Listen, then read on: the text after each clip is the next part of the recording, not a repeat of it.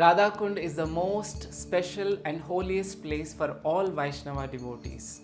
A beautiful verse in Upadeshamrita, one of the first Gaudiya Vaishnava books that I read, translates to: while Mathura is spiritually superior to Vaikunta as the Lord appeared there, the forest of Vrindavan is superior to Mathura because of Krishna's divine pastimes.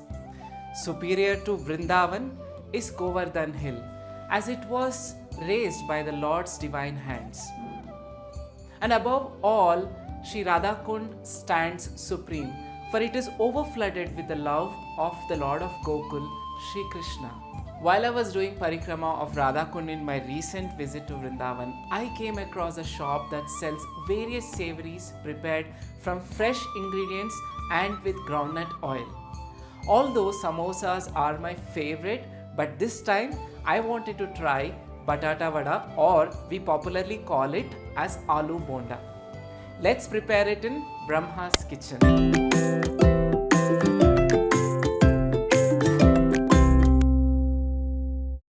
Firstly, wash 250 grams or 4 medium-sized potatoes and place them in a pressure cooker. Add 2 cups of water to the cooker, then pressure cook for 7 to 8 minutes over medium heat or until 5 to 6 whistles. Meanwhile, let's prepare the green chilli and ginger paste for our potato mixture. Take a mortar and pestle and place 1 teaspoon of chopped ginger and 2 chopped green chilies. You can add more chilies for a spicy taste. You can add 1 tablespoon of water and grind the ingredients until they form a coarse paste and set aside. You can also use a mixer grinder to achieve the same result. Next, it's time to prepare the tempering for the potato filling. Heat 1 tablespoon of ghee in a small pan and keep the flame on low. Add half teaspoon of mustard seeds and let them crackle and pop. When they start crackling, add half teaspoon of cumin seeds. Fry them for a few seconds until they change color and also crackle. Now add quarter teaspoon of turmeric powder, a pinch of asafoetida and the ginger chili paste we prepared earlier. Give it a good mix, but be cautious as the paste might splutter. Finally, add some finely chopped curry leaves and saute the paste for a few seconds on low flame until the raw aroma of the ginger goes away. Turn off the heat and set this mixture aside. Next, let's prepare the batter for our vadas. In a bowl, add 1 cup of besan or gram flour, a pinch of turmeric powder, quarter teaspoon of red chili powder and a pinch of baking soda and salt to taste. Add 1 cup of water to the mixture and begin whisking. Add more water if required to achieve a medium thick consistency. Mix it well and our batter is ready. You can set it aside while we make the potato filling. Now let's check on our potatoes. They should be well cooked. Remove the potatoes and allow them to cool. Peel and gently mash the potatoes with your hand or use a fork, but don't mash too much. Add some chopped coriander and salt as required.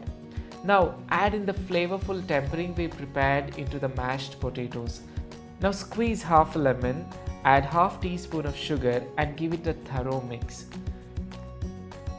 It's time to shape the mixture into medium-sized balls as they are ready to be fried. Now that all our elements are ready, it's time to dive into frying our batata vadas. Place a kadai on the stove and pour in oil with a high smoking point. Once the oil is hot, add 1 to 2 drops of hot oil into the batter and mix thoroughly. Now this trick is key to achieving crispy vadas. To check if the oil is ready for frying, add 1 to 2 drops of the batter into it. If the batter steadily rises and stays on top, it's ready. Maintain a medium flame, otherwise the coating of the vadas will get burnt. Take a potato ball and gently coat it evenly with the batter. Carefully place the batter coated potato vada into the hot oil. Repeat the process for the remaining vadas, ensuring not to overcrowd the kadai. Fry them according to the kadai size. Maintain a medium flame. As one side turns golden, gently flip the vadas and let them cook until the other side is golden as well. While the vada is getting fried, let me narrate an interesting story about Radha Kund. Radha Kund and Shyam Kund were lost to the world for a very long time.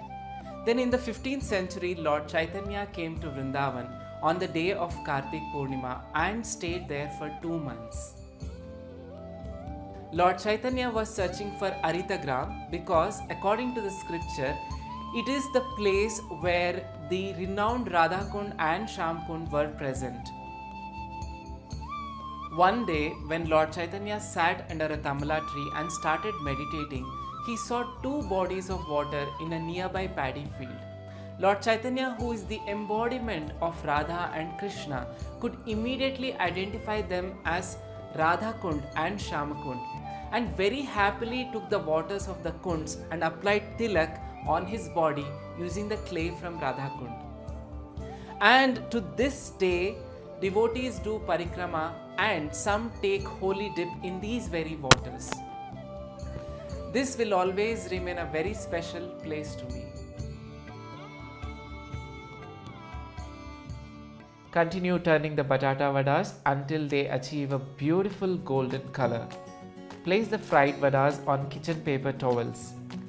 This way, fry the remaining batches of batata vada.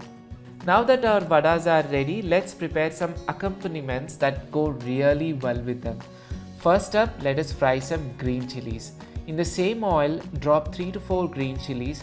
Make sure they are slit open before frying so that they don't burst in the hot oil. Fry until they become crisp. Remove them, sprinkle some salt on top and mix gently. Our salted fried green chilies are ready. Next up, let's make Dahiwali Pudina Chutney. In a mixer grinder, add 1 cup of coriander leaves and 1 cup of mint leaves. Then add 2 chopped green chilies, squeeze half a lemon, 1 teaspoon of chopped ginger, 2 teaspoons of sugar, salt as needed, and 2 to 3 tablespoons of water, and blend it into a smooth paste. Make sure there are no chunks left and set it aside. Take half cup of fresh curd and whisk until smooth. Now add the mint mix into the curd and mix well. Our Dahiwali Pudina Chutney is ready. Now the batata vadas are ready for offering to Lord Krishna.